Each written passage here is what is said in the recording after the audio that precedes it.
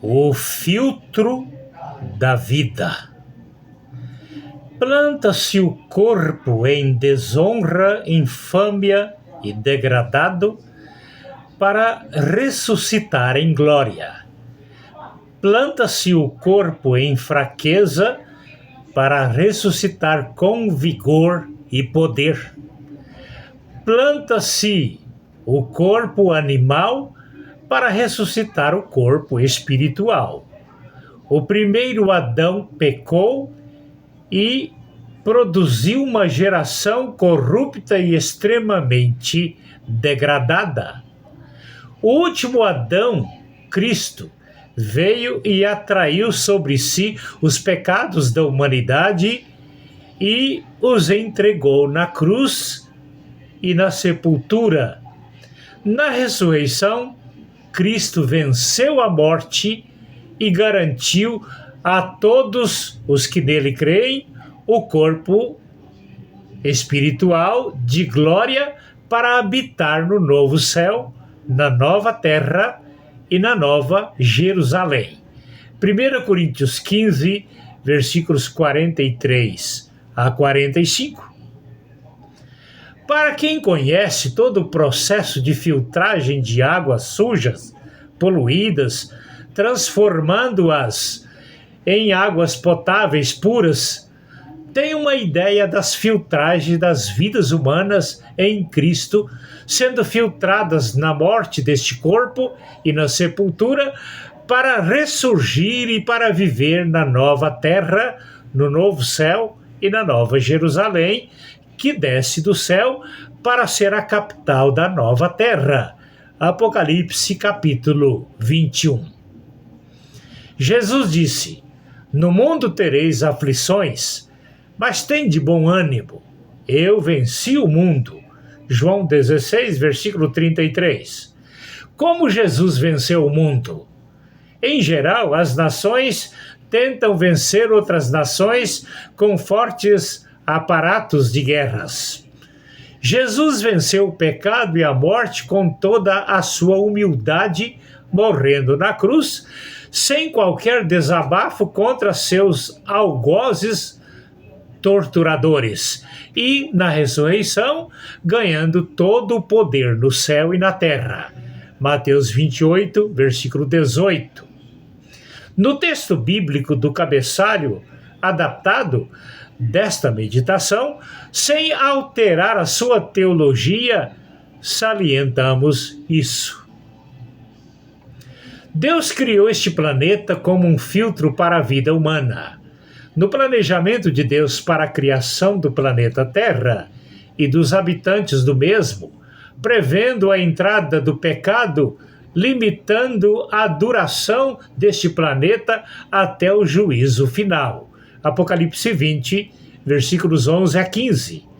Prevendo o contágio da humanidade pelo pecado, na primeira carta escrita pelo apóstolo Pedro, capítulo 1, versículos 20 e 21, e Apocalipse, capítulo 13, versículo 8. Deus colocou no planejamento da criação deste planeta o sacrifício de Jesus para resgatar o homem do pecado e dar-lhe corpos gloriosos para os que nele creem.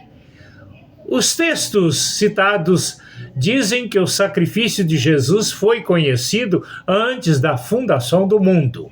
1 Pedro 1, 20 e 21 e Apocalipse 13, versículo 8. A raça humana passando pelo filtro da vida. Assim como a água deixa no filtro toda a impureza e saindo do outro lado puramente potável, e a vida humana em Cristo passa por este mundo, deixando na morte e na sepultura este corpo corrupto para se levantar na ressurreição com a mesma vitória de Cristo na ressurreição, com toda a qualidade de vida para habitar com Cristo na eternidade.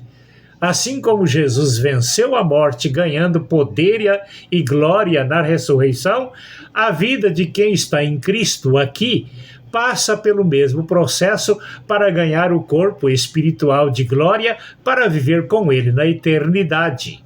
Por isso o salmista diz: preciosa é a vista do Senhor a morte dos seus santos.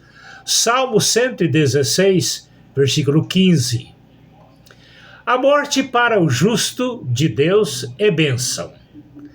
A morte para o justo de Deus é bênção.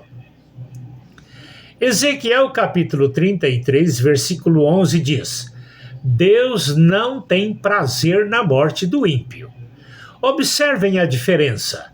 Deus não tem prazer na morte do ímpio, mas tem prazer na morte do justo.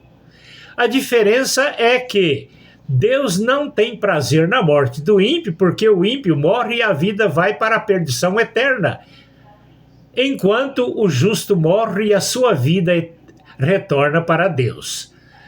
Deus não criou o ser humano para ficar fora do seu convívio. Por isso Deus veio ao mundo na posição de filho para resgatar a todos da maldição do pecado. A única forma de o justo deixar este mundo para habitar com o Senhor é a morte deste corpo e a transformação do mesmo por ocasião do arrebatamento dos seus santos. Deus veio ao mundo na posição de filho. Aqui ele passou pelo processo do sofrimento e torturas até a morte na cruz.